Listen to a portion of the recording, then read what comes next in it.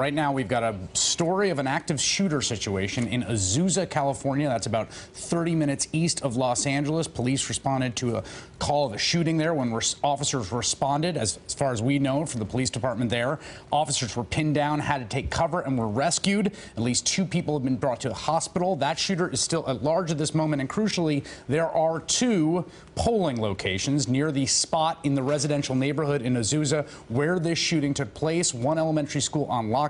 We do not have further details about the intent of this act of violence, its resolution, or the suspect, but obviously with people on high alert, obviously this being Election Day, this is a story that we will be keeping our eye on, along with a whole bunch of other stories throughout the night. We will bring you updates as we have them. Back to you, Rachel. Chris, thank you. Let me just ask you one clarifying question. You said there's 2 polling places that are implicated in this simply by geography because they're nearby. We don't know that the shooting was connected to the voting process. Exactly correct, and I want to be really specific about that.